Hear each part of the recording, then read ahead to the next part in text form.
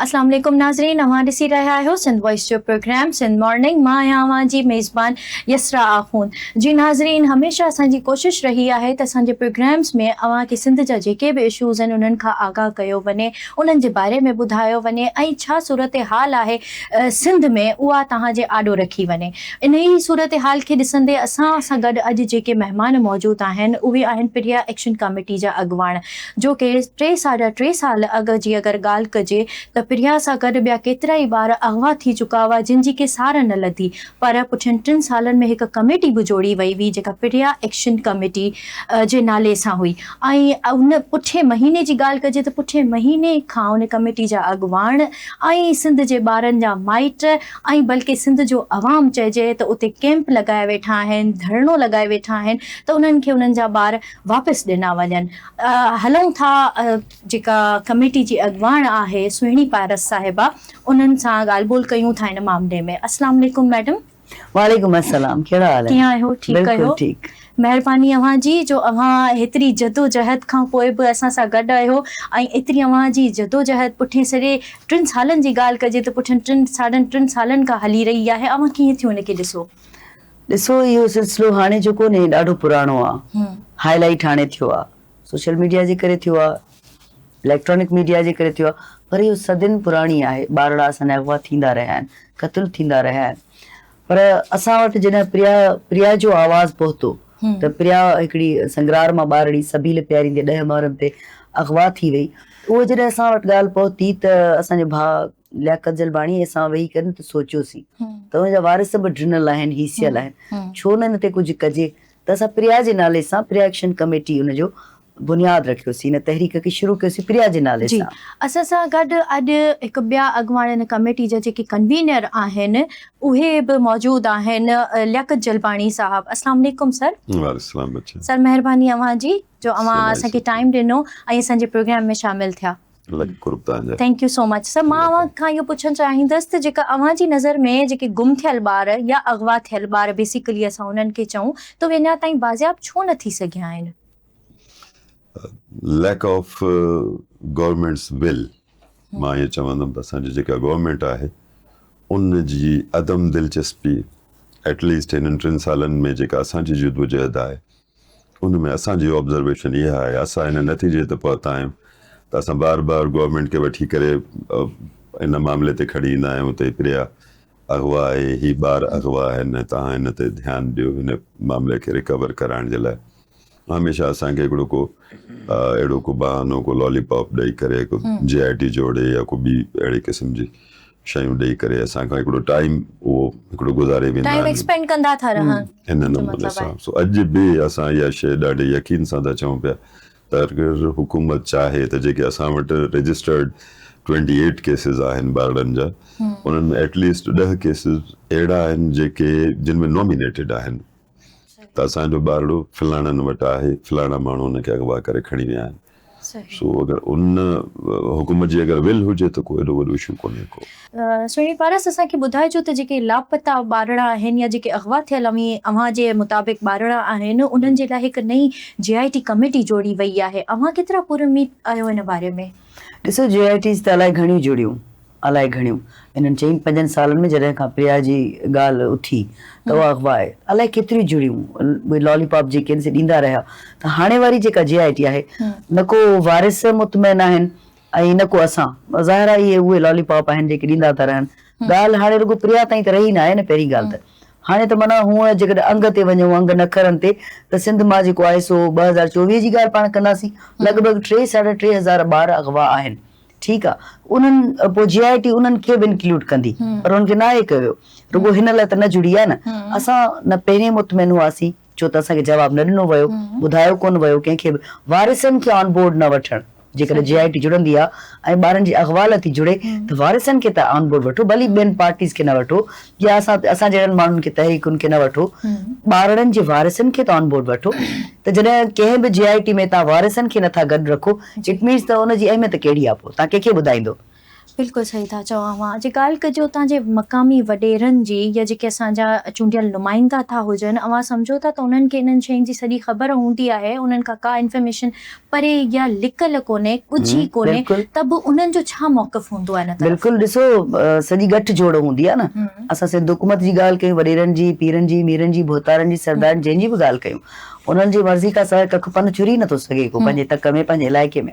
त उन्हनि खे घुर्जे त इन ॻाल्हि ते थोरो संजीदगीअ सां कमु बि कनि, पर खणाईंदा बि उहे ई आहिनि। ऐं जेकॾहिं असां ईअं चऊं, मां ईअं बि चई सघां थी त को वॾेरो पाण कोन वञी खणी ईंदो आहे, उन जेको नौकर हूंदो आहे, उन जेको चौकीदार हूंदो आहे, पोइ वरी जॾहिं असां चवंदा आहियूं न छॾिजे नथो, ॿारु आज़ादु नथो कयो वञे, पोइ अची वेंदो आहे उन बासर जो हथु, छो त हुनजो नौकर आहे, हुनजो चौकीदार आहे, हुनजो बोरची आहे, पोइ उन बासर खे ज़रा हथु रखिणो आहे न पंहिंजे माण्हू जे मथां। पोइ इहे ॻाल्हियूं बि थींदियूं आहिनि ऐं उहे शामिल आहिनि सभई गॾु। सही।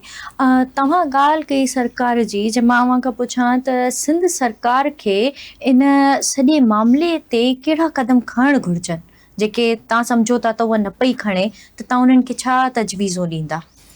ॾिसो, प्रिया जे हवाले सां 3 JITs जुड़ी चुकियूं आहिनि पहिरियां। जी।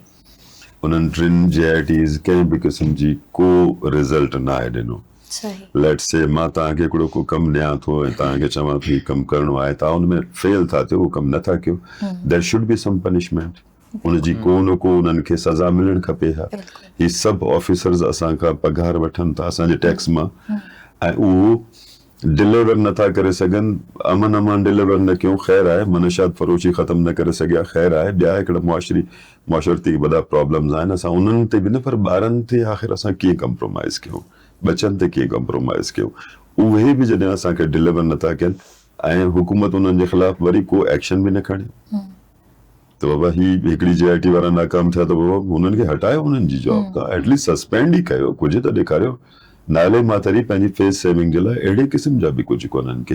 हाणे असांजो जेको पुलिस ऑफिसर्स जी त हिकिड़े पासे ॻाल्हि कयूं, वज़ीर दाख़िला ज़िया लंजार साहब रुगो प्रिया जे हवाले सां हुनजो जेके स्टेटमेंट्स आहिनि उन्हनि खे तव्हां अगरि पाण में उन्हनि खे मिलायो, उन्हनि खे भेटायो, त उन्हनि में एतिरी कंट्राडिक्शन आहे, एतिरो तज़ाद आहे, एतिरो मुख़्तलिफ़ क़िस्म जूं ॻाल्हियूं आहिनि, कॾहिं चोलिस्तान जी ॻाल्हि आहे, कॾहिं कचे जी ॻाल्हि आहे, कॾहिं जेको आहे सो ज़िंदा हुजण जी ॻाल्हि आहे, कॾहिं मुर्दा हुजण जी ॻाल्हि आहे।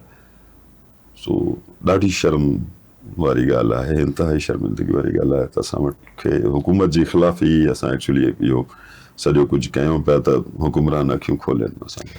बिल्कुलु, मां ॿिन्हिनि खां इहो पुछणु चाहींदसि त जेकॾहिं ॿारनि जी बाज़ियाबी नथी थिए, ख़ुदा न ख़्वास्ता, त अव्हांजो पोइ ईंदड़ लाहिया अमल कहिड़ो हूंदो एज़ अ कमिटी अगरि अव्हां ॿुधायो? यस, वी विल नेवर स्टॉप। असां इंशाअल्लाह हिन कमेटी खे एवर पंहिंजो इन कंडीशन में ॿारनि जे हुकूक, ओवरऑल ॿारनि जे हुकूक जे हवाले सां हिन खे हमेशह हलाईंदासीं। अॼु सोणी हली वञे हिन दुनिया मां हलियो वञा, पर इंशाअल्लाह प्री एक्शन कमेटी विल वर्क। सुणी पारस, मां अव्हां खां पुछणु चाहींदसि त अव्हांजो लाॻीतो 1 महीने ताईं धरनो बि हलियो ऐं तमामु जेका हिकिड़ी स्ट्रिक्ट सूरत हाल ॾिठी वई हुई उते, ऐं उते तव्हांजी गिरफ़्तारी बि थी हुई, त उन सॼे अगरि मां चाहियां त सॼो अमल अव्हां कीअं ॿुधाईंदव असांखे? गणतीअ जोॻो त आहे, पर फ़ख़ुर सां ॿुधाईंदसि त इहे तहरीकुनि जा हिसा हूंदा आहिनि, ऐं असां जेको अलम खणी निकितासीं उहो असांजे ईंदड़ वक़्त लाइ हुयो, असांजे बछड़नि लाइ हुयो। इन करे असांखे कंहिं बि क़िस्म जी का हिन में लॼ महसूसु नथी थिए। फ़ख़ुर जहिड़ी ॻाल्हि आहे त हिकिड़े ज़बरदस्त क़िस्म जे कम जे लाइ असांखे अरेस्ट कयो वियो, छो त ॾिनल आहिनि। हक़ खां हर माण्हू ॾिनल हूंदो आहे, जेको हक़ ॻाल्हाईंदो आहे उन खां हर को टिजंदो आहे ऐं उनजे आम्हूं साम्हूं बीह न सघंदो आहे। त असां सां बि इहा ई सिचुएशन हुई, चइनी पासनि खां असांजे हिकिड़ी अहिड़ी कंडीशन हुई जो असां ज़हनी तौर ते डिस्टर्ब असांखे कयो वियो, पर असांजी हिकिड़ी विल पावर हुई, असांजी हिकिड़ी नियत हुई त असांखे बछड़ा खपनि। वन एजेंडा ते असां वेठल हुयासीं, ॿी का ॻाल्हि न हुई। इवन ॿियूं पार्टीज़ आयूं पे, पंहिंजा झंडा खणी आयूं पे, असांजो एजेंडा हिकिड़ो हुयो त कुर्ब कयो ही मायरूं आहिनि। गैर कानूनी त एजेंडा हुयो ई कोन, बिल्कुलु न, जेन्युइन हुयो। हिकिड़ो तव्हांजे असांजे बचनि जे असां बाज़ियाबीअ लाइ वेठा हुयासीं, त असांजा सिंध जा जेके बचा आहिनि, जेके मायरूं आहिनि, उहे रोडनि ते सॼियूं अमलियूं असांजो वेठियूं। बिल्कुलु, रुगो तव्हां सिंध जी ॻाल्हि था कयो त मां त हर सूबे जी ॻाल्हि थी कयां। ॿारड़ो किथां जो बि हुजे, किथां जो बि, उहो अगवा थिए छो, चाइल्ड ट्रैफिकिंग ते घटि ॻाल्हायो वियो आहे, घटि माण्हुनि कमु कयो आहे। असांजी जेका प्रिया एक्शन कमेटी आहे उनखे हाईलाइट कयो त चाइल्ड ट्रैफिकिंग आहे छा, थिए छा थो, आम सादे माण्हू खे असां ॿुधायूं त ॿार पहिरीं अगवा थो थिए, तंहिंखां पोइ काॾे थो वञे, पोइ छा थो थिए, पोइ जेको गोरख धंधो आहे इहो सम्झाइण लाइ असां उते वेठा हुआसीं। ऐं जेके माइरूं हुयूं उन्हनि जो हिकिड़ो ई जुमिलो हुयो त ॿार जहिड़ा आहिनि त बि ॾियो, जहिड़ा न आहिनि त बि ॾियो। इन खां कहिड़ी वॾी ॻाल्हि। तकलीफ़ ते ऐं सम्झां थी इहे लफ़्ज़ आहिनि हिकिड़ी माउ जे लाइ, या इवन भले उहे माउ न बि हुजनि, पर बिल्कुलु, बीइंग अ विमेन अगरि असां बिल्कुलु। ॾिसूं त कंहिंजे बि बचड़नि जी ॻाल्हि थींदी आहे त असांजो दिलि दहिलजी वेंदो आहे, सफ़ा बिल्कुलु। दहिको पइजी वेंदो आहे। जेके चऊं त लिङ कांढाड़जी वेंदा आहिनि। त ईअं ई अव्हां आहे। त सुहिणी उते इहे सॼियूं सिचुएशन्स ॾिठियूं आहिनि, त अव्हां पाण ॿुधायो त इन ते अव्हां ते कहिड़ो असरु पियो आहे इन सॼी शइ जो? हिकिड़ो त मुंहिंजी स्ट्रेंथ वधी वई इंटरनली, मुंहिंजी सघ वधी वई त रुगो मां ॾुखोयल न आहियां, अलाए घणियूं ॿियूं माऊं ॾुखोयल आहिनि। ऐं जेकॾहिं मां उन्हनि जो आवाज़ आहे, लियाकत भाउ उन्हनि जो आवाज़ आहे, त माना वॾी ॻाल्हि आहे। इहा हिकिड़ी स्ट्रेंथ हुई जंहिंखे पोइ आख़िर में असां जेको आहे सो रोड ब्लॉक करण लाइ उन्हनि खे अल्टीमेटम बि ॾिनो, ॼाणी वाणी ॾिनो त मतां हिन में अल्टीमेटम में हू को 2-3 ॿार रिकवर करे अचनि न, की हिकु माउ जो हाउ ठरे। 3 ॾींहं हिकिड़ा ॾिनासीं, 3 ॾींहं ॿिया ॾिनासीं, फाइनली हुननि कुझु बि कोन कयो ऐं पोइ असांखे रोड ब्लॉक करिणो पियो, मजबूरी हुई। असां हुनजे हक़ में ई न आहियूं। पाण तहरीक हलाई आहे लाॻीतो 3 साल प्रिया जे नाले ते, कॾहिं बि असां रोड ब्लॉक करण जे हक़ में न रहिया आहियूं, अॼु बि न आहियूं। चिटो मौक़िफ़ आहे, ॿारड़ा ॾियो, असांखे कहिड़ी ज़रूरत आहे माऊं रोडनि ते अचनि, परदे वारियूं माऊं अची रोडनि ते वेठियूं आहिनि। सो पोइ हुननि वरी जेका सिचुएशन असां लाइ क्रिएट कई ऐं हिकिड़ा असांखां नारा हणायो, मुल्क ई असांजो मुल्क असांजी सुञाणप आहे।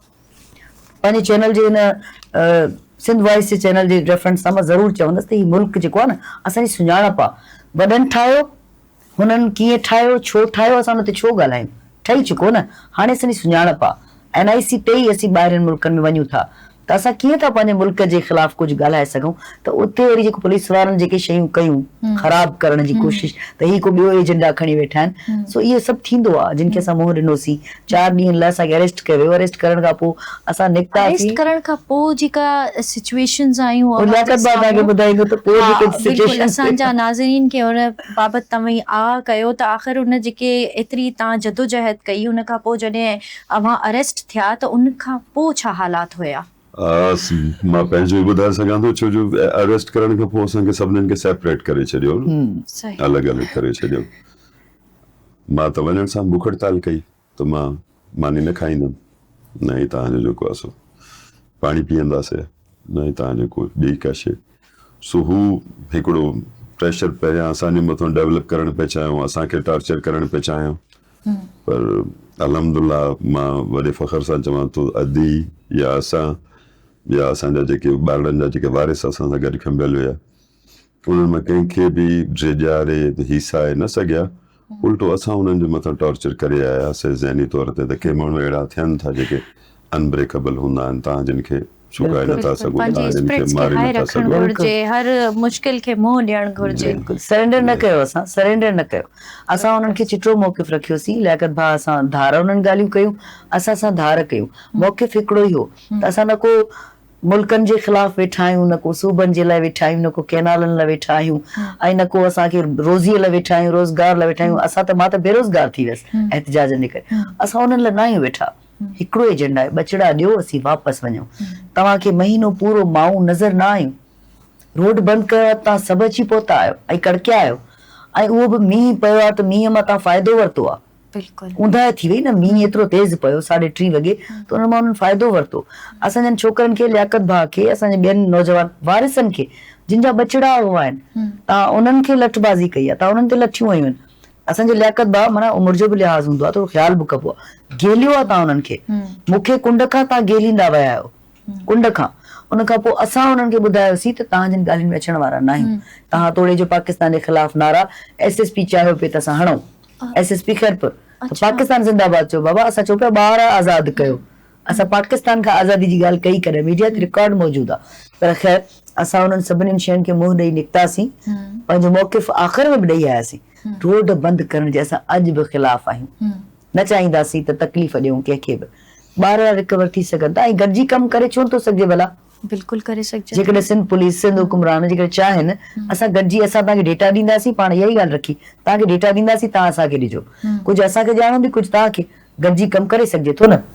ऐं उन खां पोइ असां निकिरी आयासीं, पोइ ख़बर पई त मूं ते FIR कटिजी वई आहे, दहशतगर्दी जा कलम दहशतगर्दी जा कलम, ADC वारो एक्ट ॿारनि जे वालिदेन ते जिन जा बचा अगवा थिया उन्हनि ते बि उहे बि दहशतगर्दी जा कलम, अदीअ ते बि दहशतगर्दी जा कलम।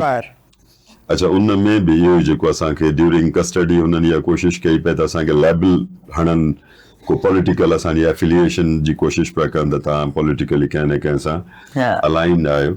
असां हुनखे ॾाढो क्लियर जवाबु ॾिनोसीं त असां 3 सालनि जी असांजी जेका जदोजहद आहे उहा प्री एक्शन कमेटी जे पेज ते पई आहे, बिल्कुलु जस्ट चेक कयो न त असांजी डेली जो जेको आहे हुन में पियो आहे, ॿुधायो त हुन में किथे असां कहिड़ी के पॉलिटिकल ॻाल्हि कई आहे। असां प्योरली सिर्फ़ु ॿारनि जे हक़नि जे लाइ आहियूं।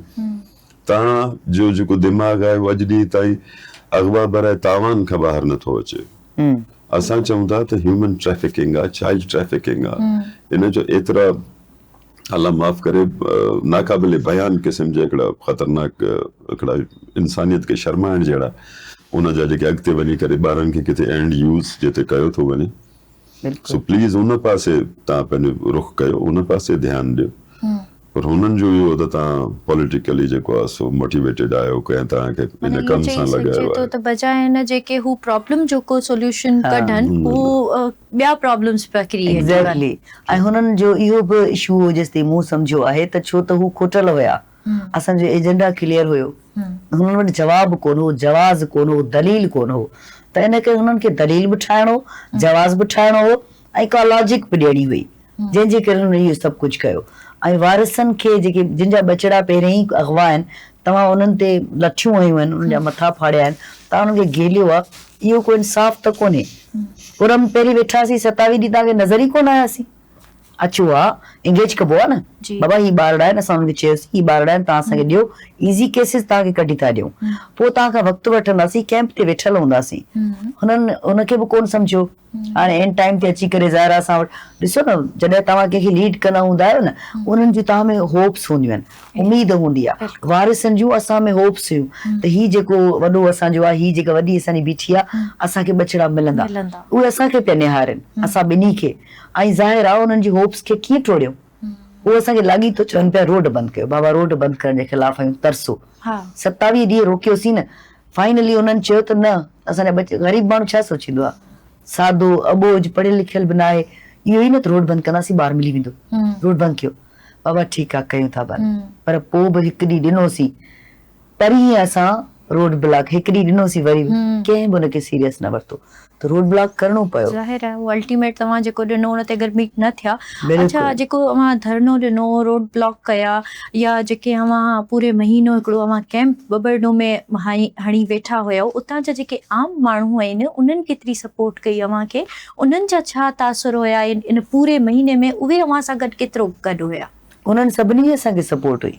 मां त इहे चवंदुमि त हू जे पाइनि पेर में ऐं त जुतीअ न जेही, उन्हनि जा जेतिरा बि असां गुण आहियूं, उन्हनि जो जेतिरा बि असां थोरा चऊं, बबर लेवासिन जा, सखर जे माण्हुनि जा, आसपास जा, हुननि ॾाढो असां सां कोऑपरेट कयो। असां त ॾिसो रोड ते वेठा हुयासीं, कुझु बि कोन हुयो असां वटि, सिर्फ़ु हथ वारा पखा हुया, 52 सेंटीग्रेड जेका गर्मी आहे उन में वेठा हुयासीं। हुननि वीचारनि सबीलनि जो इंतज़ाम असां सां उन्हनि ॾाढो। ऐं वारिसनि बि इहो गॾिजी सॼी कयो पियो, पर शहरनि जो साथ ॾाढो हुयो। सैयद जाफ़र अली शाह एडवोकेट, उन्हनि जी असांखे ॾाढो साथ रहियो, सलाह मशवरो उन में साथ रहियो। ऐं शहरनि जेके भर पासे वारा हुया न, दुकान वारा ऐं वारिस असांजा, शाबस हुजे, बचड़ा बि हुननि जा वयल हुया। ऐं पाणी थो खपे, बर्फ़ थी खपे, या चांहि थी खपे, त हू भॼंदा पिया वञनि। असां हिकिड़ो रजिस्टर पे ठाहियोसीं, ठीकु आहे, पुलिस वारनि जॾहिं असांखे गिरफ़्तार कयो, असांजो रजिस्टर चोरी करियो आहे, त तव्हां खां फंडिंग पिया हिते लिखो, तव्हांजो माण्हू जेको गॾु आहे, बाबा 40 रुपया चांहि लिखी पई आहे, 30 रुपए जी बर्फ़ लिखी पई आहे, मुंहिंजो रजिस्टर में तव्हांखे मिलियो छा? जॾहिं असांजूं ॻाल्हियूं पिया हलियूं, जॾहिं गिरफ़्तार करे चुका, मुंहिंजो तव्हांखे छा मिलियो रजिस्टर मां? चांहि उहो पाण खिलनि पिया, 40 रुपए जी चांहि अधी घुराई आहे, ऐं लिखियो पियो, इहे छोकिरो जेको लिखे पियो न, अधी 40 रुपए चांहि घुराई आहे, 30 रुपए जी मां बर्फ़ वठी, इहो रजिस्टर जेको तव्हां सम्झो पिया त असां इहो खणी अचूं वरी का फंडिंग जा हिसाब किताब पिया थियनि का फंडिंग कान हुई कुझु बि अहिड़ो कोन पर हुननि चाहियो पे त असांखे अहिड़े कंहिं ॼार में फासाइनि छो त चाइल्ड ट्रैफिकिंग हिकिड़ो एॾो हसास मामिलो आहे जंहिंमें सभिनी जा धंधा बंदि पे थिया बिल्कुलु ईअं आहे त हिननि खे शटअप कॉल ॾियूं पर असां हुननि खे शटअप कॉल ॾियूं त ॿारड़ा वठणा आहिनि असांखे सुहिणी पारस मूंखे इहो ॿुधाइजो त जॾहिं धरणे खां पोइ अव्हांखे जॾहिं गिरफ़्तार कयो वियो ऐं अव्हां चओ तव्हां ते ATC जा सेक्शन्स बि हया विया त अव्हां ते को तशदुद थियो? न तशदुद इन खां वधीक छा तशदुद हूंदो त मुंहिंजा साथी मुंहिंजा वारिस जेके मुंहिंजे लाइ वेठा मां उन्हनि लाइ वेठी हुयसि उहे अलाए किथे आहिनि इन खां वधीक कहिड़ो टॉर्चर हूंदो हथ सां हुननि को टॉर्चर पर मुंहिंजनि साथियुनि खे त आहिनि न माना लियाकत भाउ हिकिड़ो वॾी उमिरि जो हुनखे लठूं आहिनि हुनखे गेलियनि वारिस उन्हनि खे लठियूं आहिनि नौजवाननि खे पोड़ा पीए विया उन्हनि खे लठूं आहिनि माउनि खे गेलियनि मींहुं पियो वसे तेज़ हू माउ ग़रीब माउ इहो सॼो वक़्तु इहा सोच घटि टॉर्चर आहे छा ऐं जंहिं जॻहियुनि ते रखियो वियो उते गर्मी हद खां वधीक उॿर माना ॿुट साह न पई खणी सघां पर मूं बि उन्हनि खे हद खां वधीक टॉर्चर उते ॾिनो हद खां वधीक उन्हनि खे ॿुधायो त टॉर्चर थींदो छा आहे ज़हनी टॉर्चर छाखे चइबो आहे पर ज़ाहिर आहे पंहिंजनि जी परेशानी त हुई न मूंखे ज़हनी टॉर्चर ॾाढो हो ऐं मुंहिंजे साथियुनि ते जेको जिस्मानी टॉर्चर थियो उहो हद खां वधीक हो अहिड़ी का शइ जेका सॼी ज़िंदगी हिन जदोजहद जी अव्हांखे यादि रहंदी अहिड़ो को वाक़ियो? मां भायां थी त असांजे मुल्क जी तारीख़ में हीअ पहिरीं तहरीक हूंदी जेका माउनि जी तहरीक चवराई वेंदी माउनि जी अगवा थियल ॿारनि लाइ तारीख़ में लिखी वेंदी ऐं जंहिंमें जेकॾहिं असां लीड कयो आहे त इहा असां लाइ वॾी फ़ख़ुर जी ॻाल्हि आहे जेका कॾहिं बि कोन विसरंदी। जलपाणी साहब अव्हां कुझु ॿुधाइणु चाहींदो त हीअ जेका हेतिरी जदोजहद 3.5 सालनि खां अव्हां करे रहिया आहियो वरी जेको ओवर द लास्ट मंथ जी ॻाल्हि कजे त हुन में अव्हां गिरफ़्तारियूं बि थियूं तशदुद बि थिया वरी अगरि ॾिठो वञे त सिविल सोसाइटी जी सपोर्ट बि अव्हां सां गॾु हुई हर आम माण्हूअ जी सपोर्ट अव्हां सां गॾु हुई हर माउ जी हर अमड़ जी दुआ अव्हां सां गॾु हुई जंहिं अव्हांजी बाक़ाइदा अलाह साईं अव्हांजी हिफ़ाज़त बि कई त उन में अव्हांजो छा सॼो हिकिड़ी अहिड़ी का शइ जेका अव्हांखे सॼी ज़िंदगी यादि रहे? ॾिसो हीअ जेका सिंध जो जेको शऊर आहे उन जेका असांजे लाइ आवाज़ उथारी मतिलबु असांजे ज़हन दिमाग़ में कॾहिं थी कोन पियो सघियो त बरसाति थी वञण खां पोइ 3:30 बजे खां पोइ राति जो लेट नाइट को कैप्चर बि करे सघे थो असांखे पियो असांखे रिकॉर्ड बि करे सघे थो जॾहिं बिल्कुलु जेट ब्लैक राति आहे बिल्कुलु त उहा वरी शइ जेका उहा एतिरी हो थी वई वायरल जेका आवाम हुन जे लाइ मोट ॾिनी ऐं सभु खां अहम ॻाल्हि ॿारनि जो आवाज़ पहुची वियो सिंध जे माण्हुनि जी ज़बान ते अची वई ॻाल्हि हाणे हिकिड़ी उन जे लाइ माण्हू जेको सो ॻाल्हाइनि था उन ते डिबेट थिए थी पई पुछा थिए थी पई गवर्नमेंट खां पुछियो वञे थो असां पंहिंजो मक़सदु हासिल करे चुका आहियूं। बिल्कुल जीअं अव्हां पहिरियों ई सुहिणी पारस ॻाल्हि कई त 4 केसिस खणी अव्हां हुते पहुता आहियो ऐं जॾहिं अव्हां हुते वेठा आहियो हिन सॼे ड्यूरेशन में ऑलमोस्ट 25 केसिस अव्हां ॿुधायो था 28 केसिस रिकॉर्ड थिया आहिनि अव्हां वटि अव्हां छा था सम्झो त अहिड़ा केतिरा अनरिकॉर्डेड केसिस आहिनि? बिल्कुलु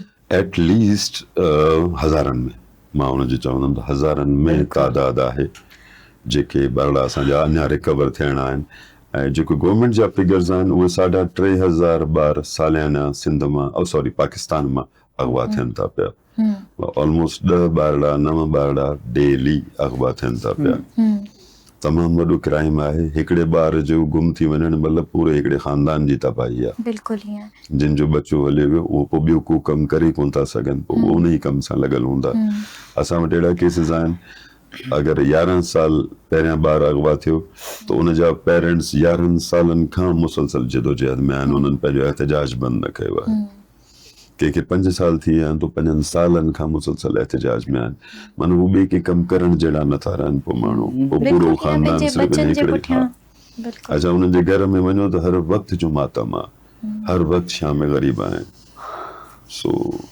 हिन जी वजह छा आहे हिन जो सबब छा आहे त इहे जेके अनरिकॉर्डेड केसिस अव्हां ॿुधाए रहिया आहियो त हज़ारनि जी तादाद में रिकॉर्ड छो न थी सघिया आहिनि? ॾिसो ही मोस्टली इन्हनि खे टारगेट कंदा आहिनि ग़रीबनि खे ग़रीबनि जे ॿारनि खे ग़रीब जो ॿार मोस्टली अनअटेंडेड रहंदो आहे उनजो को ख़्यालु करण वारो न हूंदो आहे पीउ माउ हूंदा आहिनि पंहिंजे कमनि कारनि सां रोज़ी रोटी जे मामलनि में पोइ उन्हनि ॿारनि खे एक्सप्लॉइट करण जा ॾाढा आसानीअ सां कंहिं चॉकलेट कंहिं लॉलीपॉप कंहिं आइसक्रीम उन तरीक़े सां उनखे फिसलाए करे खणी था वञनि अच्छा जॾहिं उहो ॿारु हलियो थो वञे उन खां पोइ वरी पीउ माउ थाने ते वञनि था। हाणे हिकिड़ो केस अहिड़ो आहे असां वटि रेडी हलाइण वारे जी नियाणी आहे, मां नालो बि खणां थो, महर छा नालो, ख़ुशी महर सखर जो केस अथव। उहो ॿारड़ी अगवा थी वई, पीउ वियो FIR कटाइण जे लाइ, त हुन खां SHO लख रुपयो घुरियो FIR कटण जे लाइ। हुन गॾु बि हेॾां होॾां बजरूप करे हुनखे चयो मां 50,000 तोखे करे ॾेई सघां थो, मुंहिंजे 50,000 रुपए में तूं FIR कट। हुनखे मोटाए छॾियो त न बाबा, घटि में घटि लख रुपयो खणी आ त पोइ मां तुंहिंजी FIR कटींदुमि। त हुनजी वाइफ हुन महिल प्रेगनेंट हुई, उन सदमे जे करे बिफोर टाइम जेको आहे ॿार जेको आहे हुनजो ज़ाया थी वियो। वरी ॿ झटका धीउ बि वई, ॿार जेको पुट जो ॼाओ उहो बि एक्सपायर थी वियो, त ही माई पाण वरी हुन में हली वई, हुन मेंटल ट्रॉमा में मतिलबु चरी थी वई। सो ही उहे केसिस आहिनि। अगरि तव्हां हिननि मां कंहिं हिकिड़े बि, जंहिंजो बचो अगवा थियल आहे, ट्रस्ट में अगरि तव्हां कंहिं हिकिड़े सां बि वेही कचहरी कंदो न, तव्हां पंहिंजा ॻोड़ा न रोके सघंदो, तव्हां पंहिंजो रोइण न रोके सघंदो। बिल्कुलु ईअं ई आहे। दिस इज़ व्हाट एक्चुअली ही सिंध उहा ई आहे जहिड़ी सिंध जा ख्वाब असांजा वॾा बि ॾिठा ऐं असां बि ॾिठा, ॾिसूं पिया, असांजा ॿार बि ॾिसनि पिया। छा तव्हां सम्झो था त इहो वही सिंध आहे? ॾिसो, मां पंहिंजी ज़ाती ॻाल्हि कंदसि, मां भाती लियाकत भाई तव्हां बि सहमत थींदो त ज़िंदगी में तारीख़ आहे, कॾहिं बि राति न रही आहे, सुबुह ज़रूरु थींदो आहे, राति कॾहिं बि न रहंदी आहे। सो असां हुजूं न हुजूं, सुबुह ज़रूरु थींदो। ऐं इहो तहफ़ुज़ जंहिंजे लाइ असीं विढ़ूं पिया, या चाइल्ड ट्रैफिकिंग जंहिंजे लाइ विढ़ूं पिया, या डार्क वेब जंहिंजे लाइ असीं विढ़ूं पिया, फातिमा फुरडो खां वठी करे, इहे सभु केसिस तव्हां कड़ी जोड़ी न वेंदो, तव्हांखे ॻाल्हि सम्झ में अची वेंदी त इहो वॾो हिकिड़ो हसास मामिलो आहे। इन में सुबुह थींदी, असां खां पोइ असांजा ॿिया जेके आहिनि, तव्हां जहिड़ा साथी जेके आहिनि, उहे हिन ते ॻाल्हाईंदा, इन ते डिबेट रखंदा, इन में वेहकूं तव्हां रखंदव, सेशन्स रखंदो त चाइल्ड ट्रैफिकिंग ते ॻाल्हायो, ॿार अगवा छो पिया थियनि ऐं अगवा थी काॾे पिया वञनि ऐं उन्हनि जो केरु आहे ज़िम्मेवार। ऐं मां चवंदसि सिधो सौ सिंध हुकूमत खे त उहा अखि पटे, हीउ असांजो जेको एक्शन हुयो या अमल हुयो असांजो, इहो बेसिकली कन महट करणु हुयो। सिंध हुकूमत खे, सिंध पुलिस खे जाॻाइणु हुयो त जाॻो, सुभाणे तव्हांजा ॿार वञी सघनि था। उन वक़्तु तव्हां कंहिंखे चवंदव, उन वक़्तु तव्हां केॾांहुं ॾिसंदव, छा चवंदव? इन करे ज़िम्मेवारी सभिनी जी गॾियल तौर ते आहे, सुबुह ज़रूरु थींदो। बिल्कुलु बिल्कुलु जी। मां अव्हां ॿिन्हिनि खां इहो ॼाणणु चाहींदसि त जेका अव्हां जी अॻियां जो लाया अमल छा आहे, या छा हिकमत अमली अव्हां जोड़े रहिया आहियो, अव्हां जा अॻियां जा प्लान्स कहिड़ा आहिनि हिन पूरी कमेटी खे वठी, प्लीज़ उहा असांखे ॿुधाइजो। पहिरीं ॾींहं खां असांजो इहो त ॾाढो क्लियर आहे त असांखे ॿारड़ा खपनि। असां वटि अहिड़ो कुझु न आहे जो असां बार्गेन करे सघूं, कुझु ॿारड़ा छॾे ॾियूं, कुझु वठूं, मुमकिन कोन्हे। ॿार सभु असांखे खपनि। बाक़ी आहे जिदोजहद, हुकूमत जी अटेंशन उन पासे, हुकूमत जा एफर्ट्स खपनि, उन जे लाइ असां मुसलसल हथोड़ो हणंदा था हणूं। ऐं असां हिन जेको आचर आहे 2 ऑगस्ट ते एहतजाजी कॉल ॾिनी आहे, उन में असां सां कराची बार जा जेके वुकला दोस्त आहिनि उहे बि गॾु आहिनि, सभई सियासी समाजी तंज़ीमूं बि असां सां उन में जुड़ियल आहिनि। कुझु शयूं अहिड़ियूं आहिनि जिन ते फौरी तौर ते कमु करण जी ज़रूरत आहे। उहे आहिनि, मिसाल तौरु असांखे सोशल अवेयरनेस ॾियणी आहे त एटलीस्ट ॿार अगवा थियण त बंदि थियनि न, त पोइ वरी जेके रिकवर करणा आहिनि उन्हनि ते ध्यानु ॾिजे। सो हिकिड़ी सोशल अवेयरनेस जे हवाले सां असां चाहींदासीं त उन्हनि खां हिकिड़ी कैंपेन हलराइजे गवर्नमेंट, उनखे फंड करे, फाइनेंस करे, ऐं उहे सभिनी चैनल्स ते, मीडिया ते, अख़बार प्रिंट मीडिया में उहे शयूं हलायूं वञनि। ऐं ॿियो असां उन्हनि खे जेको आहे सो इहो चवंदासीं त एटलीस्ट जेके JIT जा अफ़सरान हुया उन्हनि खे फारिग कयो वञे नौकरी तां, छो जो उहे इन लाइक़ु न आहिनि। उतां जा जेके सियासी नुमाइंदा आहिनि उहे हिन महिल ताईं उन्हनि फैमिलीज़ वटि न आहिनि विया, उन्हनि सां का हमदर्दी न कई अथनि। उन्हनि में का प्री एक्शन कमेटी करे हितां वञी करे कराची मां बबरले में, सखर में, उते वञी वेही करे एहतजाज करे थी त सखर जो जेको MNA, सखर जो जेको MP या उतां जा जेके चूंडियल नुमाइंदा आहिनि, इहो कमु त उन्हनि जो हुयो न, ॿारड़ा त उन्हनि जा अगवा थियल हुया, उन्हनि जी रिस्पॉन्सिबिलिटी हुई। ऐं उहे साबित थियो आहे त हुन पंहिंजी जेका उन्हनि जी जॉब आहे, जंहिंजी हू पघार वठनि था पिया, उन में नाकाम रहिया आहिनि। दे शुड रिज़ाइन एज़ वेल। तमामु बहितरीन तजवीज़ूं आहिनि त जेके एटलीस्ट सोशल अवेयरनेस हुजणु तमामु घणी ज़रूरी आहे इन मामले ते। जी सुहिणी पारा, सवां छा चवणु चाहींदियूं इन मामले? मां इहो ई चवंदसि त पंहिंजे ॿारनि जो ख़्यालु रखो, छो त कंहिंमें का आस का उमेद न रखणु घुरिजे। सभ खां पहिरीं तव्हांजी माउ पीउ जी ज़िम्मेवारी आहे त पंहिंजे भले ग़रीब आहियो अमीर आहियो, पैसे सां इन जो को बि ॾियण वठण कोन्हे, पंहिंजे ॿार जो ख्यालु करणु, इन जो पैसे में कुझु बि कोन्हे को, इन करे पंहिंजे ॿार जो पाण ख्यालु रखो, रेस्पॉन्सिबिलिटी। बाक़ी हाणे हुकूमत जी जेका ज़िम्मेवारी आहे उहा ई ॻाल्हि त जेकी अलाह जा कम आहिनि उहे अलाह ते छॾियो, जेके इंसान जा कम आहिनि उन्हनि ते फोकस कयो। उनमें इहो बि आहे पाड़े वारे जो ॿार बि जेकॾहिं तव्हांखे हेॾा होॾा नज़र थो अचे उनखे पंहिंजे घर ताईं पुॼायो, इहो तव्हां लाइ ॾाढो ज़रूरी आहे। ऐं असांजी जेका हीअ तहरीक आहे बीहण वारी न आहे, सुभाणे असां हुजूं न हुजूं, के ॿिया हूंदा ज़रूर जेके इन सुबुह खे आणण जे आस में हूंदा। बीइंग अ मदर, आउं चवंदसि अगरि हिकु सिंधी ऐं सिंध में रहंदड़ जी हैसियत सां, हिकु माउ जी हैसियत सां अव्हां जी जद्दोजहद खे सलाम आहे। महिरबानी अव्हां जी, अव्हां वक़्तु कढियो मुंहिंजे प्रोग्राम में शामिल थियो ऐं तमामु तकलीफ़ ते हिकिड़ो इहो मौज़ू हुयो, हिकिड़ी इहा हालत लॻी पई आहे सिंध जी जेके अगरि असां ॻाल्हाए बि नथा सघूं। मां त सम्झां थी असांखे ॻाल्हाईंदे बि उहा हिबक थी थिए त हिन जेके मां थी सम्झां त जेके हू माइरूं आहिनि या जेके घर आहिनि जिन जे घरनि मां जेके बचिड़ा अगवा थी विया आहिनि, गुम थी विया आहिनि, लापता आहिनि, त उन्हनि जे घर में त क़यामत हूंदी। सो महिरबानी हिकु भेरो ॿीहर अव्हां जी जो अव्हां असांखे जॉइन कयो, असांजे प्रोग्राम में आयो ऐं जेका ताज़ा तरीन सूरत हाल आहे अव्हां जे धरने बाबति, अव्हां जे कैंप बाबति, अव्हां जी कमेटी बाबति जेका बि लाया अमल आहे उहो अव्हां असांखे ॿुधायो, असांजे नाज़रीन खे ॿुधायो। महिरबानी अव्हां जी। लख तोरा तव्हांजा। Thank U. अचो त नाज़रीन अव्हां जी मुलाक़ात करायूं था हिकु अहिड़ी शख़्सियत सां। जीअं तव्हांखे ख़बर आहे त असांजो ही सेगमेंट हूंदो आहे महिमान जे मुतालिक़, जंहिंमें असां पंहिंजे महिमाननि सां, असां पंहिंजे घुरायल महिमाननि सां जेके असां सां गॾु हिते स्टूडियो में मौजूदु हूंदा आहिनि उन्हनि सां ॻाल्हि ॿोल कंदा आहियूं। त अॼु जेका असां वटि महिमान मौजूदु आहे उहे हिकु होस्ट बि आहिनि, हुननि एक्टिंग बि कई आहे ऐं सिंगिंग में बि हुननि पंहिंजो नालो मंझरायो आहे। जी हा, अचो तव्हां जी मुलाक़ात करायूं था नुदरत मुग़ल सां। अस्सलाम वालेकुम। वालेकुम अस्सलाम, कैसी हैं आप? मैं ठीक हूँ, आप कैसी हैं? अल्हम्दुलिल्लाह, I am fine. Thank you so much कि आपने इतने काम होने के बावजूद हमारे लिए टाइम निकाला, हमारे दावत पे आई। Thank you so much. नहीं, thank you for having me. और मुझे अच्छा लगता है हमेशा आप जैसे काम कर रही हैं और आपकी पूरी टीम जैसा काम कर रही है, सबके लिए आप लोग इतने मोहब्बत, इतने प्यार से बुलाया तो मुझे आना ही था। अरे बड़ी मोहब्बत है ये आपकी। एग्जैक्टली। अच्छा, मुझे बताइएगा कि हमारे नाजरीन ये जानना चाहते हैं कि आपने 3 डिफरेंट काम, फील्ड तो हम कहेंगे मीडिया की सेम ही है, लेकिन आपने 3 डिफरेंट काम किए। ऑब्वियसली हर एक काम में एक अपना एक्सपर्टीज होती है।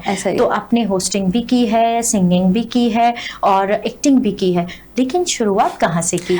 अच्छा देखिए, शुरुआत जो की है वो, क्योंकि मैं हमेशा सबको ये कहती हूँ कि मेरा पहला प्यार सिंगिंग है और मुझे वही शौक था। बेसिकली जब मैं छोटी थी, हर एक की अपनी एक स्टोरी होती है।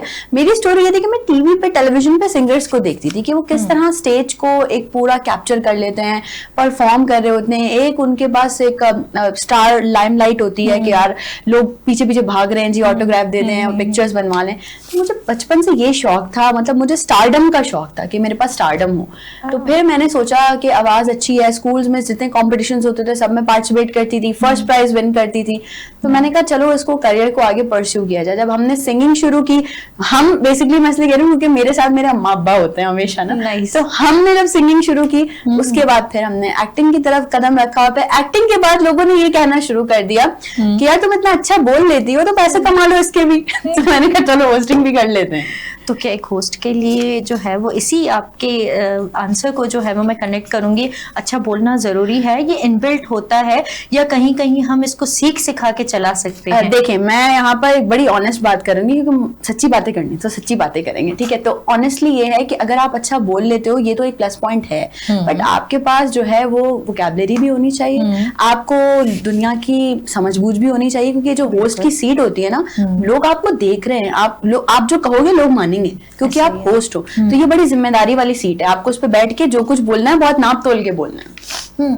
अच्छा, नुदरत बात की जाए कि आप एज अ होस्ट, एक्टिंग और सिंगिंग, अब आप एक्टिंग में थोड़ा सा हमें दूर नजर आती हैं, तो होस्टिंग और अगर सिंगिंग की बात की जाए तो सबसे पसंदीदा जो काम है वो सिंगिंग है या होस्टिंग है?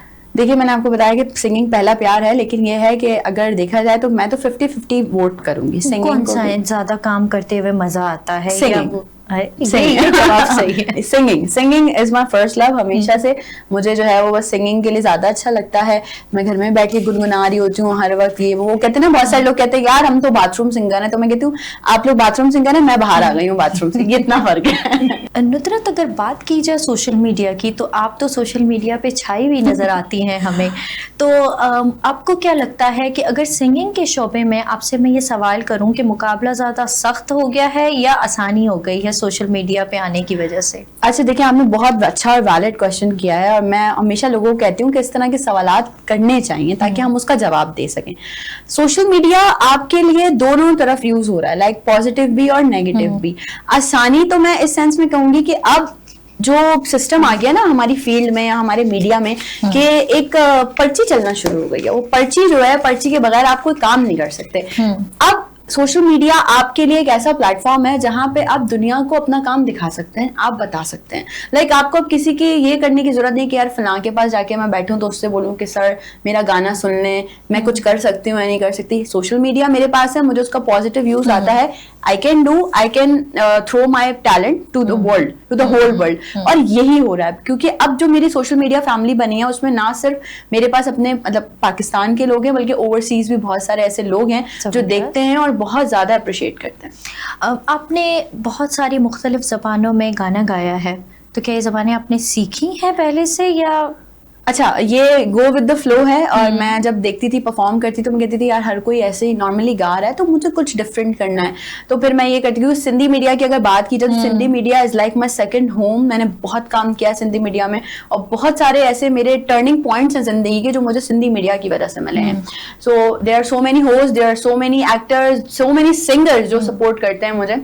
तो फिर मैं सिंधी गाना शुरू हुई तो लोगों ने कहा कि अच्छा, तो मैंने कहा उसके साथ साथ जो है मैं पाकिस्तान की और जो लैंग्वेजेस हैं वो भी बहुत खूबसूरत हैं। तो मैं पंजाबी भी गा लेती हूँ। मतलब सुन के मैंने कभी कोई मिस्टेक हो जाती तो मैं किसी पंजाबी सिंगर या किसी पंजाबी पर्सन से जाके उसको करेक्ट करवा लेती हूँ कि यार ये मुझे बता दें, समझ में नहीं आ रहा ये वर्ड क्या है। बजाय इसके कि आजकल लोग इसको इस्लाह की तरफ नहीं लेके जाते, इसकी सही जो है अगर हम तलफ़ुज़ की बात करें तो उस पर ध्यान नहीं देते। लेकिन I would really appreciate U कि आप इस बात को इतना संजीदगी से लेती हैं कि आप उसके एक्सेंट पे जाके पहले उसके बारे में समझती हैं। देखिए, मैं ये कहती हूँ आप कोई भी काम करें, सिंगिंग करें, होस्टिंग करें, आपको उसको पहले खुद तो अडॉप्ट करें, पहले समझे तो सही।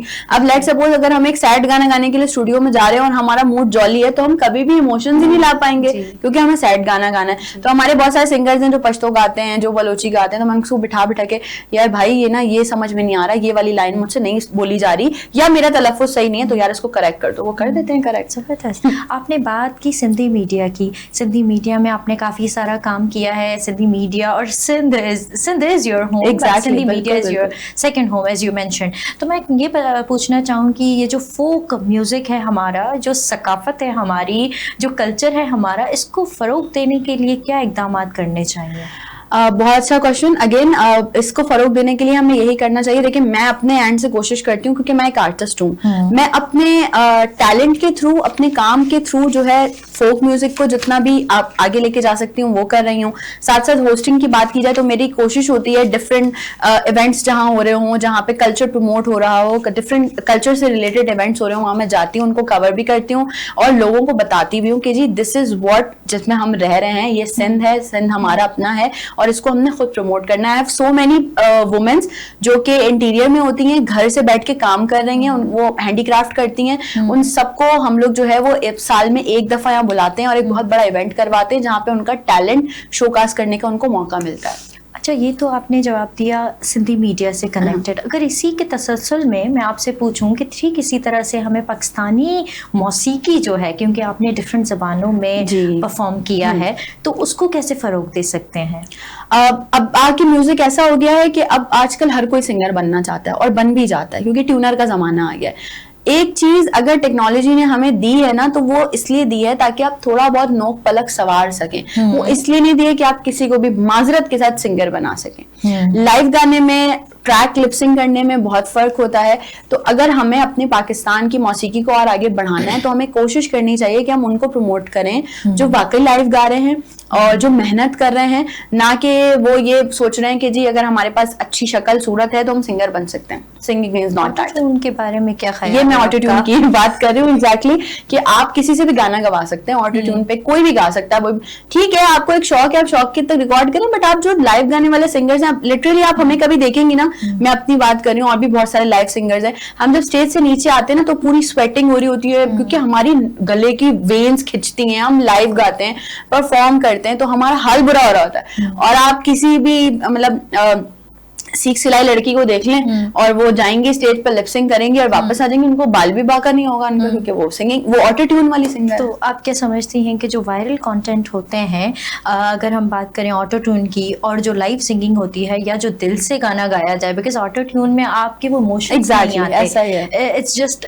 समझ लें कि हमारी एक फॉर्मेलिटी होती है कि बिल्कुल, हमने गाना बिल्कुल। गाया है, लेकिन वो जो एक दिल से या रूह से जो गाना गाया जाता है, क्योंकि मौसीकी को हम अक्सर कहते रूह हैं की ग़िज़ा। बिल्कुल, तो इसमें क्या फर्क नजर आता है आपको? देखिए आजकल ना हमारी ऑडियंस भी बड़ी समझदार हो गई है। अगर स्टेज पे आप लिपसिंग कर रहे हैं ना, फौरन आपको पकड़ लेगी यार ये लिपसिंगर, और लाइव वाले को फिर वो उस तरह से हैंडल करेगी। ठीक है, मैं समझती हूँ ऑटो ट्यून या कैरोके पे गाने से ज्यादा आसान है आपका लाइव गाना, क्योंकि कैरोके पे आप गा रहे हैं, ट्रैक पे आप गा रहे हैं तो आपको बंद के चलना है, आप ऑडियंस से बात नहीं कर सकते वरना आपकी लाइन निकल जाएगी, म्यूजिक आ जाएगा। लाइव में आप गा रहे हो, जितनी बार आप रुकवाओ, ऑडियंस इंटरेक्शन करो। मेरी परफॉर्मेंस में सबसे मेन चीज जो लोगों को ज्यादा पसंद आती है वो ऑडियंस इंटरेक्शन है, मतलब मैं इंटरेक्ट करती हूँ। अच्छा भाई सर ये बताएं, आप बैठे में आपके बराबर में कौन है, आपकी वाइफ है या कोई कॉन्सर्ट कर रहे होते हैं तो हम इस तरह से भाई यंगस्टर सारे लड़के लड़कियां ये बताओ ताजा ताजा ब्रेकअप किसका हुआ, मतलब इस तरह से हम इंटरेक्ट करके गा रहे होते हैं।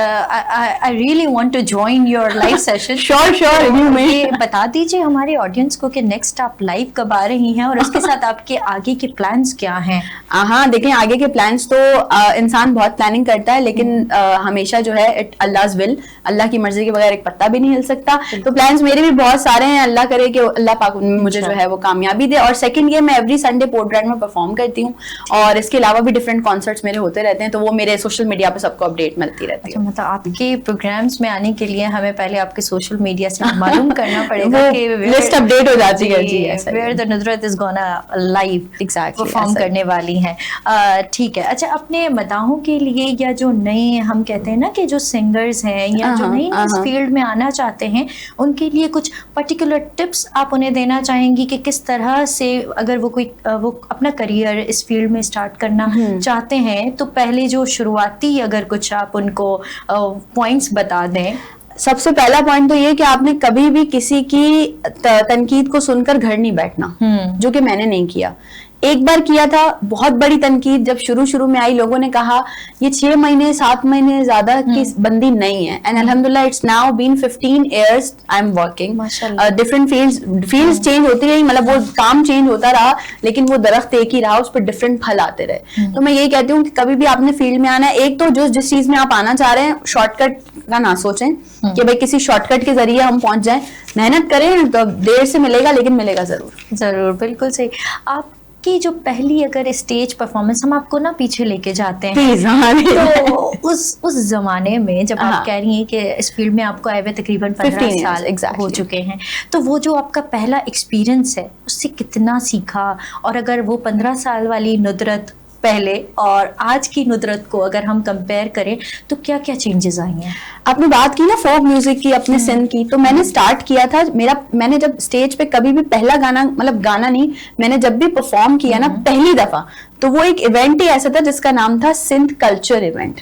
जबरदस्त। तो उन्होंने कहा कि जी आपको कुछ फोक आता है। अब वो नुदरत तो नाशना थी कि फोक होता क्या है। तो मैंने कहा जी मुझे फोक तो नहीं पता क्या होता है। उन्होंने कहा यार कोई कलाम, कोई ऐसा कोई सिंधी। मैंने कहा नहीं। अब मैं उस वक्त बिल्कुल, मैं 9th स्टैंडर्ड में थी, 2 छुट्टियां और थोड़ा गॉगल, पढ़ाकू बच्ची, बोर्ड के पेपर होने वाले हैं थोड़े दिन बाद, और मुझे जाके खड़ा कर दिया आर्ट्स काउंसिल में कि जी आपने स्टेज पे गाना है। मैं आई वॉज शिवरिंग, और मैं बिल्कुल यार कैसे गाऊंगी पता ही नहीं। उन्होंने कहा कोई मैंने कहा यार हम जाते हैं हर साल लाल शहबाज कलंदर के मजार पे, तो मुझे ना, मैं लाल मेरी पत वहां पे खड़े होके ऐसे ही जो है वो पढ़ रही होती हूँ। सब आप वही अभी हमें भी वही सुनाएंगे। तो मैं जो ना वो पढ़ देती हूँ। उन्होंने कहा ठीक है। अब एवरी म्यूजिशियन इज लाइक कि भाई यार ये बच्ची है, नहीं कर पाएगी, इतना बड़ा स्टेज लगा हुआ है, इसको नहीं भेजो स्टेज पे, बेइज्जती हो जाएगी। तो उन्होंने कहा यार बच्ची है, ट्राई करवा लेते हैं। तो उन्होंने स्टेज पे अनाउंस ही किया कि एक बच्ची है हमारे पास और वो स्टूडेंट है, वो आना चाहती है, तो चूंकि ये सिंध कल्चर शो है तो उसमें हम प्रमोट कर रहे हैं सबको, तो बच्ची को भी सुन लेते हैं। तो मैं स्टेज पे गई। अच्छा, मैं इस चीज से बिल्कुल ना आशना थी कि म्यूजिक बजता है, वो रिदम के साथ मुझे आना है, क्या करना है। तो मैं अपना माइक पकड़ा और जैसे मैं वहाँ शहबाज कलंदर के मनार पे शुरू होती थी, मैं शुरू हो गई और मैंने वो पढ़ना शुरू किया। अब म्यूजिशियंस पीछे से प्ले करने लगे, भाई वहां तो लोगों ने डांस करना शुरू कर दिया, धमाले डालना शुरू कर दिए। आई वाज लाइक अरे वाह, वही स्टारडम जो मैं बचपन से सोचती थी, अभी भी वही चल रहा है। पहली एक्सपीरियंस में ये मिल गया, ये बहुत मुश्किल होता है वैसे। अच्छा, मैं डर गई क्योंकि मुझे लगा, अच्छा बहुत सारे लोग ना वो क्योंकि उन्होंने कल्चर ड्रेसेस वियर किए हुए थे, वो स्टेज पे आ गए मेरे साथ, दे वांट कि मैं बीच में खड़े होकर वो पढ़ रही हूँ और वो धमाल करें। मैं डर गई, मैंने ना उनको इशारा किया म्यूजिशियंस को कि माइक बंद कर दें, माइक बंद कर दें, और मैंने माइक नीचे रखा और मैं नीचे आ गई। मैंने कहा ये लोग स्टेज पे आ गए, शायद मुझे मारने के लिए आए, मैं कुछ गलत बोल दिया मैंने। तो ये एक्सपीरियंस था। फिर मेरे अब्बा साथ थे, अब्बा ने बोला कि भाई क्या हो गया बेटा, आपने खत्म क्यों कर दिया? मैंने कहा बाबा वो लोग तो आ गए थे बोलने, वो धमाल करने आए थे आपके साथ। फिर वहां से एक सिलसिला बना, लोगों ने कहा कि जी आप बच्ची को जो है वो सिखाएं और इसको और आगे लेकर आएं। तो फिर ये सिलसिला स्टार्ट हुआ। फिर आपने जो है वो छोटी सी नुदरत अब माशाल्लाह से एक बड़ी स्टार बन चुकी है। नहीं, अभी भी सीख रहे हैं और अभी तो बहुत आगे बहुत कुछ सीखना है अभी तो। अच्छा, कुछ इसी के साथ कंटिन्यूएशन में, जैसे आपने कहा कि वो पुरानी यादें, तो उसके साथ अगर कुछ आप गुनगुनाना चाहें, हमें सुनाना चाहें, हमारे नाजरीन बेसब्र से आपका देखें, फोक की बात की है तो मैं समझती हूँ कि अगर हमारे सिंध की बात की जाए तो मैडम आबदा परवीन जी एक ऐसा नाम है कि हम उनको छू भी नहीं सकते, लेकिन बस ये कि अपनी तरफ से एक छोटी सी कोशिश कर सकते हैं। हमेशा घर में बैठ के जब भी मुझे अपना गला सेट करना होता है या मुझे लगता है कि मुझे कुछ गाना है, तो मैं सबसे पहले यही गाती हूँ जो मैं आपको वही सुना देती हूँ। ठीक है। यूसुफ मिस्र तमन्ना तेरे जलवों के निसार, यूसुफ मिस्र तमन्ना तेरे जलवों के निसार, मेरी बेदारियों को ख्वाब-ए-ज़ुलेखा न बना, तूने दीवाना बनाया तो मैं दीवाना बना, अब मुझे होश की दुनिया में तमाशा न बना, तूने दीवाना बनाया तो मैं दीवाना बना। जबरदस्त जबरदस्त। मतलब आपको वैसे मोबाइल स्क्रीन्स पे सुन के और आज लाइव सुन के, that's totally a different experience. Thank you. और वो भी without any music, any sort of मैं म्यूजिक। कहती हूँ लोग बहुत सारे आर्टिस्ट मैंने इंटरव्यू देखा है उनका, वो उनको अगर कहा जाए ना कि जी कुछ गुनगुना दे तो कहते हैं यार वो म्यूजिशियन नहीं है, आज गला खराब है, आज मैं कहती हूँ आर्टिस्ट के अंदर बिल्ट इन आर्टिस्ट होता है, वो कहीं भी बोलो आप उसको वो ठक करके गाना शुरू कर दे तो वो आर्टिस्ट होता है। बिल्कुल ऐसा ही है। अच्छा नुदरत, कोई ऐसा एक्सपीरियंस जिसने आपको बहुत कुछ सिखाया हो? इससे मुझे ये भी कनेक्ट करवाइएगा ज़रूर कि जो आपकी पहली परफॉर्मेंस थी जी जी, उसमें तो ऑब्वियसली जब भी हम कहीं पे भी जाते हैं तो कॉन्फिडेंस हमारे अंदर इतना ज़्यादा नहीं होता। वो भी आपके जब एक्सपीरियंसेस होते हैं, आप कुछ एक्सपोजर्स करते हैं, उसके बाद उसको ओवरकम करना कितना मुश्किल था, किस तरह से किया, और एक यादगार वाकया जो है ना वो जरूर शेयर कीजिए। अच्छा, पहली परफॉर्मेंस से लेके उससे पहले भी जब मैं स्टूडेंट मतलब थी, इस फील्ड से दूर दूर तक कोई वास्ता नहीं था, तब से लेके अभी तक मेरा कॉन्फिडेंस हमेशा मेरे पेरेंट्स रहे। मतलब मैं कहीं भी अगर लो फील कर रही होती हूँ या कुछ भी, अभी तक भी ऐसा है कि मैं कोई इवेंट कर आती हूँ और वीडियोस बनती हैं तो मम्मा के से बराबर में बैठती हूँ, मम्मा देखो, तो मम्मा बोलती हैं नहीं ये इस जगह पे ये नहीं गाना चाहिए था। मेरी मम्मा बहुत ही लिसनर है, तो कहती है नहीं ये वाला तुमने ना यहाँ पे यूं नहीं ऐसे कर लेती। अच्छा, एंट्री से पहले भी, परफॉर्मेंस से पहले भी बैठे हुए वो जज कर रही होती हैं, ऑडियंस में जो जाती है, एक काम करो उससे नहीं स्टार्ट करना, उससे स्टार्ट कर लेना। तो ये कॉन्फिडेंस जो है वो सिर्फ इस वजह से भी आया है और अल्हम्दुलिल्लाह फील्ड में लोग भी बहुत अच्छे मिले। लोग कहते हैं ना बुरे एक्सपीरियंसेस रहे, मेरे साथ भी रहे। जैसे मैंने आपको बताया कि लोग कहते थे कि 6-7 महीने के सिंगर है, इसके अलावा नहीं है। तो एक मैं लॉन्ग स्टोरी शॉर्ट ये बताऊं कि जब मुझे ये कहा गया कि जी आपने स्टूडियो में गाना है, तो मैंने कहा ये वो वाक्य जिससे मैंने सीखा। तो मैंने कहा कि जी वो स्टूडियो वो क्या होता है, मुझे तो नहीं पता। तो उन्होंने कहा जी वो वोकल बूथ होगा और ये ना एक गाना है हम कर रहे हैं नॉर्मली। अब मैं गई जी, मैं म्यूजिक कंपोजर मेरे सामने बैठे हुए, उन्होंने मुझे कहा कि जी बेटा इस सुर से गाना है। तो अच्छा, वो हम अताई तो हैं हम, क्योंकि हम अताई सिंगर्स हैं ना। तो मैंने कहा ठीक है, उन्होंने वो मुझे कॉर्ड्स दिए तो मुझे समझ आ गया कि ये सुर क्या है। मैं वोकल बूथ में गई, मैंने 35 टेक्स किए और 36 जो टेक था ना वो मैंने ओके दिया। मैं बाहर आई ना तो वो गुस्से से मुझे घूर रहे थे, और उन्होंने इतने सारे म्यूजिशियंस और इतने सारे लोगों के सामने बोला, ये लड़की ना 6 महीने से ज्यादा इस फील्ड में अगर टिक गई तो मैं अपना स्टूडियो बंद कर दूंगा। ओह माय गॉड, तो आपने स्टूडियो बंद करवा दिया। तो मैंने बोला अच्छा, मैं बहुत रोई घर आके। मैंने अपनी मम्मा को बोला कि मेरा ख्वाब टूट गया मम्मा, मैं तो सिंगर प्लेबैक बनना चाहती थी, या मुझे देता। तो मम्मा ने कहा कि इसको ना आप सोचो कि ये उन्होंने आपको एक चैलेंज दिया है। जबरदस्त। मैंने कहा हाँ ये भी ठीक। मैं अच्छा, उन्होंने मुझसे बोला हारमोनीज कर लो। मैंने कहा सर वो हारमोनीज क्या होती हैं? उन्होंने कहा फर्स्ट सेकंड थर्ड बोलते हैं। मैंने कहा मुझे नहीं आती। उन्होंने कहा ये नहीं टिकेगी, मतलब बहुत उन्होंने बहुत स्लैंग लैंग्वेज यूज की थी जो मैं कह भी नहीं सकती। आप हार्श कमेंट्स थे उनके आपकी तरफ। मैंने YouTube पे वर्किंग स्टार्ट की, लोगों से सीखा। मेरे उस्ताद हैं अतीक अहमद खान साहब, उनसे सीखा। बहुत कुछ मैंने ट्राई किया। राइट आफ्टर 5 years, उस इंसिडेंट के 5 साल बाद, पहले जो मैं गई थी वो फ्री ऑफ कॉस्ट गई थी, वो इसलिए गई थी कि मेरी प्रमोशन हो जाए। 5 साल बाद मुझे एक चैनल की तरफ से कॉल आती है कि जी आपने हमारे ड्रामे का OST सिंग करना है। मैं वाज लाइक ठीक है, बजट की बात हुई, सब कुछ। मैंने कहा आप कौन से स्टूडियो में रिकॉर्ड करेंगे? उन्होंने उसी स्टूडियो का नाम लिया। My God. I was like चलो आ जाऊंगी मैं, ओके। 5 साल बाद मैं स्टूडियो में एंटर हुई हूँ। म्यूजिक कंपोजर मेरे सामने बैठे हैं, शर्मिंदगी से बिल्कुल सर नीचे करके कॉर्ड्स पे उन्होंने हाथ रखा, मुझे बोला वोकल रूम में जाइए। मैं वोकल रूम में गई, 36 रीटेक्स, 1 टेक में ओके गाना देके बाहर आ गई। जब मैं बाहर आई तो मुझे कहते हैं कि वो एक लाइन ये वाली जो है ना ये एक्स्ट्रा दे दें, वो किसी और मतलब टोन में। मैंने कहा ठीक है। मैं अंदर गई, वोकल बूथ पे थे, मुझे याद आया तो मुझे कहते हैं ओके डन हो गया, बाहर आ जाओ।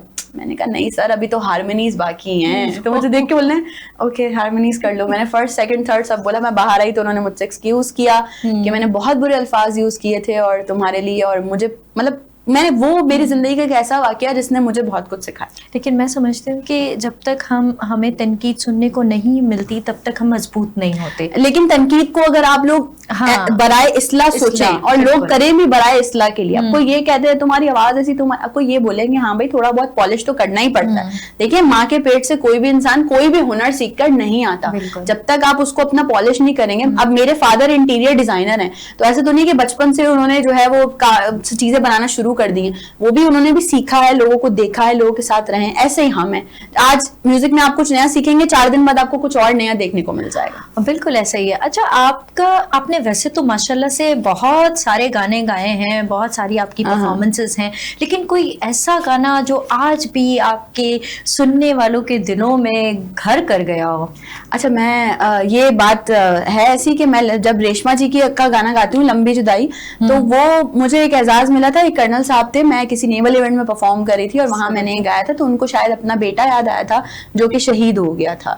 तो वो उसकी याद में बड़ा वो इमोशनल हुए, मेरे पास स्टेज पर आए, उन्होंने मुझे जो है वो काफी बहुत ब्लेसिंग्स दी और कहा कि आपकी आवाज बिल्कुल मुझे यहाँ टच कर गई है। वो तो वो ऐसा ही है, जब भी मैं कहीं भी लाइव इवेंट में परफॉर्म करती हूँ तो ऑलमोस्ट ऐसा होता है, भले वहां पे कॉन्सर्ट हो रहा हो लेकिन लोग कहते हैं यार प्लीज लंबी जुदाई सुना दें। तो ये तो अगर आप अभी सुनाना पसंद करेंगे मुझे ऐसी वाइब्स आ रही थी कि कुछ होने वाला है। क्योंकि अगर हम देखा जाए तो ये जो जितने भी गाने हैं ना, ये हमारे सेंटिमेंट से जुड़े हुए हैं। Exactly, और हम yes, इनको सुने बगैर, चाहे हमारे स्क्रीन्स पे आ जाते हैं ना, तो हम उनको सुने बगैर आगे नहीं जाते। अच्छा यहाँ मैं एक चीज और कोट करूं, ये बड़ा मसला है हमारी आवाम का, वो ये है कि अगर आप सैड गाने गा रहे हो तो लोग समझते हैं आप दुखी हो, आपकी कोई लव अफेयर है, कोई मसला चल रहा है। अरे भाई और भी दुख है जमाने में मोहब्बत के सिवा, प्लीज। तो मैं ये कहती हूँ लोगों को ये मत सोचा करें, कुछ गानों की कॉम्पोजिशंस भी अच्छी हुई। अब लास्ट मैंने वो दिल पे जख्म खाते हैं गाना शुरू किया है अभी, मतलब इवेंट्स में स्टार्ट किया गाना, तो क्योंकि वो ट्रेंडिंग पे है गाना, तो लोगों ने मुझसे मैसेजेस करना इंस्टाग्राम पे आ रहे हैं, अरे मैडम लगता है आपका दिल टूटा। अरे भाई क्या ब्रेक हो गया। तो चले लंबी जुदाई की तरफ प्लीज। एक तो सजन मेरे पास नहीं रहे, दूजे मिलन दी कोई आस नहीं रे, दूजे मिलन दी कोई आस नहीं रे। उस पे सावन आया,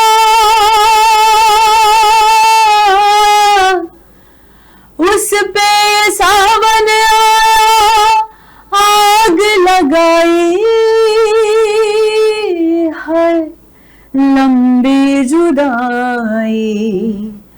चार दिनां दा प्यारो रबा बड़ी लंबी जुदाई।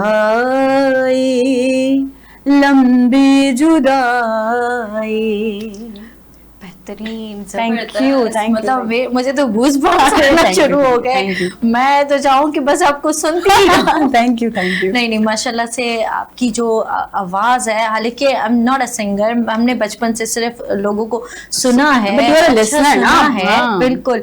तो वो जो एक आवाज आपकी वो दिल को छू जाती है ना, आपकी आवाज बिल्कुल उसी तरह से अच्छा, सब मुझसे कहते हैं ये कि मेरी वोकल क्वालिटी थोड़ी डिफरेंट है, मतलब ना बहुत पतली आवाज है ना बहुत जो है वो ज्यादा, लेकिन मसला ये है लोग मुझसे पूछते हैं अबे यार भाई आप तो ठंडा भी नहीं पीती होंगी, आप तो गले का ख्याल रखती हो। मैं कहती हूँ मेरा गला है, मैंने उसको मार मार के सेट किया, हर चीज पे सेट हो, क्योंकि अगर आपने अपने गले को ठंडे से या आइसक्रीम से या चीजों से रोक दिया तो मैं अपना पर्सनल ओपिनियन बता रही हूँ, बहुत लोगों को मेरी बात से इख्तिलाफ भी हो सकता है, लेकिन ये मेरा अपना ओपिनियन है कि फिर अगर आपने जरा सी भी कभी बहारत मजबूरी खा ली ना तो गला खराब हो जाएगा। तो मैंने तो मार मार के रखा हुआ है गले को, कि सब कुछ खाओ फिर भी गाओ।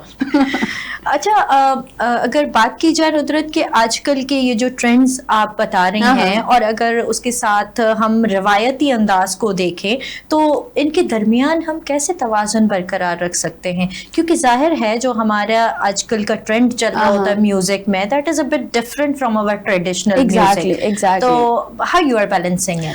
म्यूजिक इज नॉट, जो ट्रेंड अभी हम देख रहे हैं वो म्यूजिक नहीं है, वो सिर्फ है entertainment. There are so many singers, जो के सिंगर्स में फर्क है। पहले तो हमें ये सुनना और समझना पड़ेगा, एक्सेप्ट करना पड़ेगा कि जो प्लेबैक सिंगर अच्छा है शायद वो स्टेज परफॉर्मर अच्छा नहीं हो, जो स्टेज परफॉर्मर अच्छा है शायद वो प्लेबैक अच्छा नहीं हो। तो हमें अपनी कैपेसिटी खुद देखनी है। अब कोई मुझे कहे, मैं गा लेती हूँ, मैं पुराने गाने भी गा लेती हूँ, बट कोई मुझे कहे यार ठुमरी गा दो, गजल बैठ जाओ हारमोनियम के साथ, मैं बोलूंगी यार ये मेरा काम ही नहीं है। और ना मैं नहीं चाहती कि मैं हर चीज पे बोलूं कि नहीं मैं तो बैठ जाऊंगी। जब मुझे एक चीज नहीं आती तो मैं कोशिश जरूर कर सकती हूँ, बट मैं उसका अपने ऊपर स्टैंप नहीं लगवा सकती कि मैं ये कर सकती हूँ।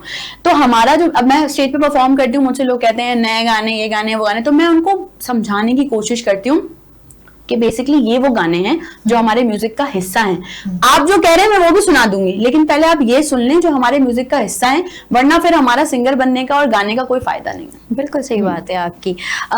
हमारा प्रोग्राम जो है वो अब इख्तिताम की तरफ चला जाता है, मजबूरी है, वरना बिल्कुल ऐसा मेरा तो दिल चाहता है कि आपसे गाने सुनती ही रहूं, आपकी आवाज मेरी। कोई बात नहीं, आप घर पे आ जाए, हम बैठ के आराम से जो है ना मैं आपको सुनाती जरूर जरूर किसी दिन हम ये घर का प्लान करेंगे इंशाल्लाह। इंशाल्लाह।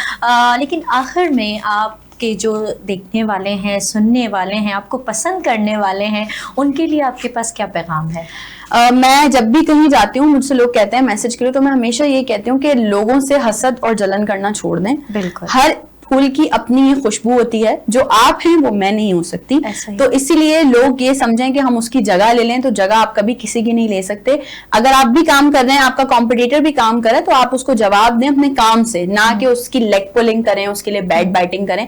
तो बस मैं ये कहूंगी कि लोगों से हसद और जलन करना छोड़ दें। कुछ टिप्स देना चाहेंगी अगर रिगार्डिंग होस्टिंग, रिगार्डिंग सिंगिंग, जो भी जी आपको सुन रहे हैं, आपकी तरह से एक नुदरत मुगल बनना चाहती हैं, चाहते तो नहीं होंगे, चाहती हैं, जी जी, तो उनके लिए क्या पैगाम है? लेकिन आपने अच्छी बात छेड़ी, बहुत सारे लोग चाहते भी हैं, मतलब मेल्स भी हैं। बाहर वो हम किसी के और दिन बैठेंगे तो बात करेंगे, लेकिन ये है कि भाई आप लोग सीखें, बहुत जरूरी है सीखना। ये मत सोचें कि अगर हमने सिर्फ सुन लिया है तो हम गा लेंगे। जो कहते हैं ना कि हमारा कोई उस्ताद नहीं है, वो बेउस्तादे लोग होते हैं, क्योंकि अगर आपने कुछ सुन के भी सीखा है तो वही आपका उस्ताद है, उसी को मान लें अपना उस्ताद। तो सीखें जरूर, चाहे होस्टिंग करनी हो, चाहे सिंगिंग करनी हो, सीखें, लोगों में बैठें, इल्म जो है वो हासिल करने की कोशिश करें, और जो आपके पास है उसे बांटने की कोशिश करें। जबरदस्त, thank you so much. Thank U. बहुत अच्छा रहा आपके साथ मुलाकात, और बहुत अच्छी बातें, चटपटी बातें जी सुनने को मिली, इतने अच्छे गाने सुनने को मिले, एकदम से मूड चेंज हो गया। तो बहुत शुक्रिया आपका और सबका बहुत शुक्रिया, आप लोगों ने मुझे बुलाया, और बहुत जबरदस्त माशाल्लाह। मैं तो देख रही होती हूँ सिंध मॉर्निंग को, और इतने सारे जो है गेस्ट, और भी हमारे भी बहुत अच्छे जानने वाले गेस्ट आप बुलाती हैं माशाल्लाह से। So thank you so much for having me. Effort of team as well. बिल्कुल ऐसा ही exactly, है। ऐसा ही है। तो आप सबसे पहले मुझे भी बुलाने का शुक्रिया, और इंशाल्लाह फिर दोबारा कभी मिलेंगे तो ऐसे जरूर बैठेंगे। जरूर, अब तो एक आपके साथ एक अलग ही मीटिंग होगी बिल्कुल, हमारी, बिल्कुल। और I will definitely attend your live performance as well. Most welcome. So we will meet. नाज़रीन, असांजी तो मुलाक़ात रहंदी, पर तव्हां बि नुदरत सां मिलणु चाहियो त नुदरत जे सोशल प्लेटफॉर्म्स ते कनेक्टेड रहिजो नुदरत सां। ऐं हाणे वक़्तु अची वियो आहे प्रोग्राम खे पुॼाणीअ ते पहुचाइण जो। वरी नेक्स्ट प्रोग्राम में अव्हां जे साम्हूं हाज़िर थींदासीं नवनि महिमाननि सां गॾु, नए मौज़ू सां गॾु, नयुनि ॻाल्हियुनि सां गॾु। तेसिताईं ॾींदा इजाज़त। अल्लाह हाफ़िज़।